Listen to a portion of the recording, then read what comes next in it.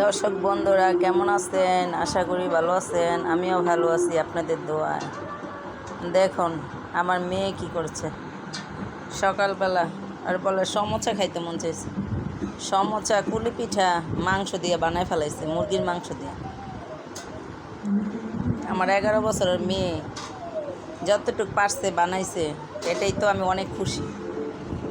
এমন মারা কজন আছেন, বাচ্চারা একটু বানালে খুশি হবে, উৎসাহ দিবেন বাচ্চাদের, তাহলে বাচ্চারা সামনের দিকে আর ভালো করার চেষ্টা করবে।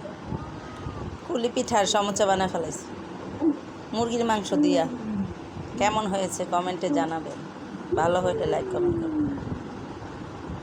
প্রত্যেকটা মা বাবার দায়িত্ব ছেলে মেয়েকে উৎসাহ দেওয়া, যতটুকু পারো উৎসাহ দিলে ছেলে মেয়েরা আরও করার চেষ্টা করবে, ভালো করার চেষ্টা করবে।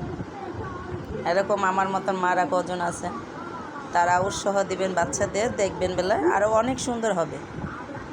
যতটুকু করছে আমি অনেক খুশি হয়েছি যে আমার মেয়ে আমাকে বানাইয়া খাওয়াইতেছে। আজকে ও নিজের হাতে বেলছে, নিজে হাতে বানাইছে, এটা আমি অনেক খুশি। মুরগির মাংস ভিতরে দিছে, মুরগির মাংস ভিতরে দিয়ে বানাইছে।